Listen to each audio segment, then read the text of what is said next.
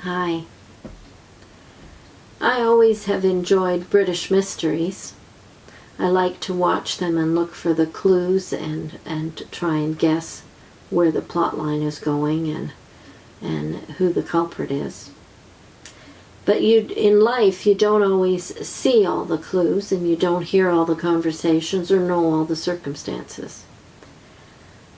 But looking back, you can sometimes see some of the details that you missed, but not always all of them. I think the hidden hand of God or providence is like that. I wanted to read to you from Victor's book, A Great Cloud of Witnesses, where he talks about the life of William Wilberforce. William Wilberforce lived from 1759 to 1833. And here's what he says. On the 24th of February, 1793, a tired 88-year-old man wrote Wilberforce, "Unless God has raised you up, I see not how you can go through with your glorious enterprise in opposing that execrable villainy. You will be worn out by the opposition of men and devils. But if God is with you, who can be against you? Oh, be not weary in well-doing. Go on in the name of God and in the power of his might, till even American slavery, the vilest that ever saw the sun, shall vanish away before it." 1 week later, John Wesley was dead. It was the last letter he would ever write. William Wilberforce entered the world sickly and nearly blind.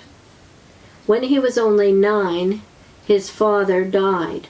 His mother, unable to care for him, consigned him to the care of relatives. These people took him regularly to their evangelical Anglican parish church. What the youngster heard there, especially the stories and sermons of his favorite guest preacher, the Reverend John Newton, went deep.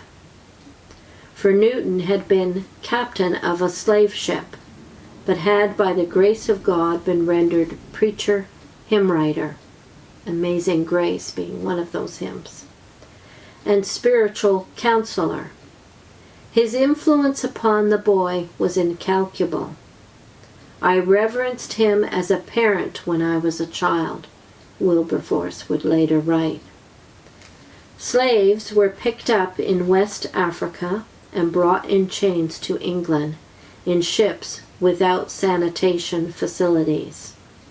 Once put ashore, they were fattened up to disguise the ravages of months of poor nutrition and seasickness. Then they were oiled, dull skin being a sign of ill health, and paraded naked before buyers so that their physique could be assessed and market value assigned. In the 10 years following 1783, one British seaport alone, Liverpool, shipped 303,737 slaves to the New World. In no time, Britain, the world's leader in the trade, had supplied 3 million to French, Spanish, and British colonies. The captain of a British slaver threw 132 slaves overboard during a mid-ocean storm in order to lighten the vessel. Upon returning to England, he made an insurance claim on the lost cargo. Sensitive people were outraged. The Attorney General, however, insisted that the captain was without any show or suggestion of cruelty. It was his privilege to do with the cargo as he pleased. In any case, no public outrage was going to overturn anything unless a member of Parliament, championing the welfare of slaves, could persuade fellow politicians. Besides, slaves were economically essential as a cheap source of labor, even as the trade was militarily necessary in training personnel for the Royal Navy. In the meantime, Wilberforce had found his way to Cambridge University, where he did little besides play cards. Soon his talent for eloquence got him elected to Parliament. He was 21 and newly immersed in upper-class degradation. His earlier Christian formation appeared to recede as he groped and stumbled in gambling and intemperate drinking. By now he had scorned his Methodist upbringing as vulgar and uninformed. Then, while he holidayed in the south of France, a devotional book by Philip Doddridge, an English clergyman, found its way into his hands and heart. Soon he was reading the New Testament in Greek. Torment consumed him as he became convicted of his depravity. Now he deplored the shapeless idleness of his frivolous life, speaking of it in terms of deep guilt and black ingratitude. With gospel-quickening insight, he acknowledged a sense of my great sinfulness in having so long neglected the unspeakable mercies of my God and Savior. Assurance of his salvation turned the badge of Methodist from contemptible disgrace to glorious declaration. Immediately, he resigned from 5 fashionable clubs, renounced gambling, and found himself fired with an intellectual zeal unknown at university. For the rest of his life, he would labor ceaselessly on behalf of the earth's wretched. Wilberforce's first target was the abolition of the trading in slaves. He felt that if trafficking in black people ceased, slave owners would have to treat their property more humanely, there being no replacements. Admiral Nelson wrote from his ship HHS Victory that as long as he could speak and fight, he would resist the damnable doctrines of Wilberforce and his hypocritical allies. An irate sea captain pummeled Wilberforce on the street. It was whispered slanderously when he was yet unmarried that his wife was black and that he beat her. His friends were accused of being spies in the service of the French. While petitions poured into government offices to end slavery, the petitioners themselves were not at risk. Wilberforce was, for his position was never going to advance his political career, even if he survived assassination. In 1793, he advanced a bill in the House of Commons advocating gradual abolition.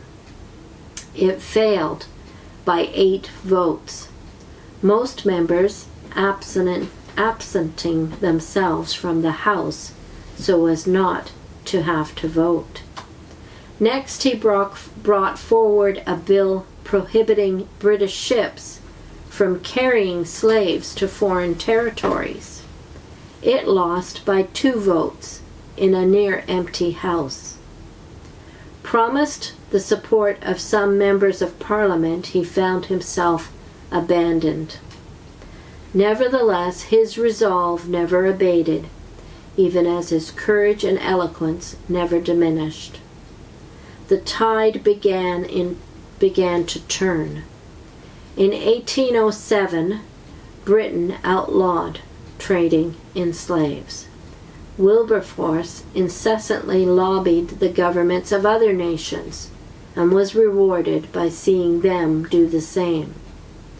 One task remained: the freeing of those already enslaved. That task absorbed all his energies for the next 25 years. The night that Wilberforce died, his supporters in the House of Commons were passing the clause in the Emancipation Act that declared all slaves free in 1 year, and their masters given £20 million in compensation. The villainy, as vile as it was execrable, was over. Look at all the links in his circumstances, in the circumstances of Wilberforce's life, that led him to this great work that he could accomplish. Being a sickly child, he was put in the care of relatives. Those relatives exposed him to the ministry of John Newton, and he became a personal counselor to Wilberforce. His abilities as an eloquent speaker put him in a position of political prominence, which help him to do the work that he does to end slavery. A friend gives him a book in his summer travels that leads him to Christ. All these different clues point to the providence of God. I'm going to link to 2 videos that we did, which were called "Two Witnesses Learn What God Was Doing Before the Watchtower." And I'm going to link both the videos, so part 2 of that one as well.